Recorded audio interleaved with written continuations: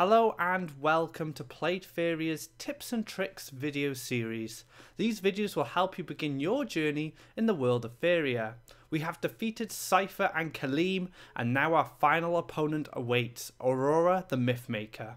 Aurora plays a deck called Deep Blue, which is a mixture of a combo and control deck. Aurora waits patiently until she has enough lakes and Faeria, then drops a massive combination of cards. She plays 3 copies of Windfall, which will allow her to play the 24 Faeria event card, Aurora's Dream. This reduces the cost of her cards in her hand to 0 Faeria. She will start off by summoning multiple creatures to make up for her slow early game. Then she'll reduce one of your creature's attacks to 1 with Humbling Vision, and then steal it with Aurora's Trick. The key to this fight is putting pressure on early so her massive combinations of cards don't take you out of the game. We will be using the same green deck from the previous videos.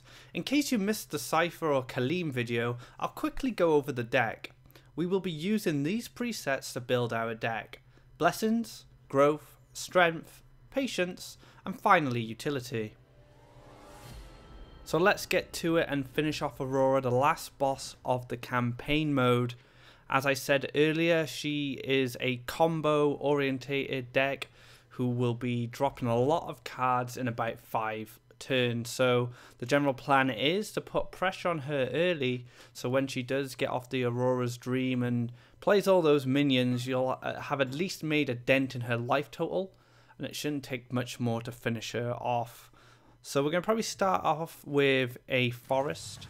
We can play a little bit slower than we did against Kaleem because we have time. We're not worried about the pressure that she's going to be putting on us because she won't put any. She's going to be stalling for this point of the game. So slow forest going up, going to drop our wood elemental there and just increase our direction of land going towards her orb.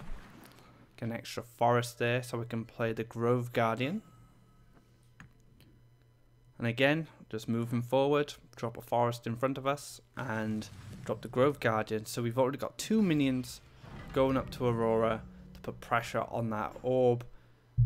If I can remember correctly, she needs 5 lakes in total to be able to cast the big combo. So still a little bit of time, get to deal 5 damage to the face and develop a little bit more land to the right there so we can summon more creatures. But I haven't really got anything to play, unfortunately, or not enough Faeria, so we're gonna have to wait. Not a great draw there. I really want to find some good creatures. I'm kind of stuck with buff cards, but I'll make the most of them and buff out the Grove Guardian into a massive 8/11, and he will start putting some pressure on. So I decided to go for the Faeria over the land development here, just so I can play 2 shamanic dances if I need to. At the moment, I don't really need the land, but here we go. This is the big combo. 3 Windfalls will be coming down, as you can see, and she'll generate an additional 9 Faeria on top of what she's already generated. And then the Aurora's Dream will come out and reduce all the cards that she draws from the Aurora's Dream to 0, and this will allow her to play a little ruby fish to start off with. Gradually getting stronger, Triton Warrior comes down, and then finally the first wave himself. Now, is she gonna do the Aurora's Trick? Yep. So this was kind of a strange combination for her. She could have Humbling Visioned my 8/11 and then Aurora's Tricks, but she did her kind of sequencing wrong, which is very funny in my opinion. So now I'm just going to have to tank through these creatures and try and find a win, which is a bit troublesome because there's an 8/10 sitting there, there's a 4/4 as well.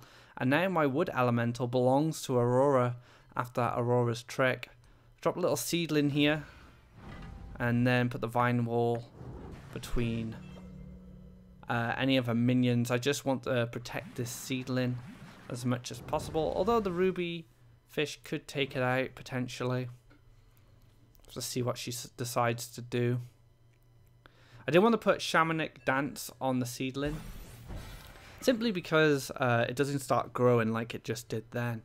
So the ruby fish ignored my seedling, maybe because it doesn't seem like a threat at the time. So now I'm going to use these Shamanic Dances to just create a giant taunt out of the Guardian, just to stall these other creatures that have been summoned by Aurora. Combination with that vine wall to protect my seedling, and hopefully my seedling can find the win. More lakes being generated, but no more creatures at the moment. The vine wall goes down. I get my forest over by my orb as well. And Gabrian Archon going in to become a 7-3, which is a bit of a powerhouse. Be able to take out both my minions here. Luckily for me, I do have the vine wall that can protect my little seedling. That's what I go for here. So the Guardian Grove started off as kind of my most aggressive creature, dealing orb damage, but now his job is just to protect this seedling and then try and find the victory next turn. Take him up to 3 attacks, so no matter what, as long as that seedling lives, I will be able to finish the game. Let's see what Aurora can do. Does that stop me? She needs to take out 2 taunts, 2 big taunts as well. The first wave goes in, the Archon takes out that one, but the seedling lives. Another Archon comes down. Don't think it's going to be enough here, Aurora. And that's it. So the seedling does manage to finish the game. It's that big moment which we saw a couple of turns ago, where she dropped all the windfalls and got the Aurora's Dream, and that's probably the scariest moment of the match. But if you've applied enough pressure at the start, you should be able to defeat her with ease. That is the end of the campaign for Faeria. I hope these videos helped you get started with Faeria. Next time on Tips and Tricks, I'll be exploring deck building and help you create some fun decks with the new colours we've unlocked. Thank you for watching, and I'll see you next time.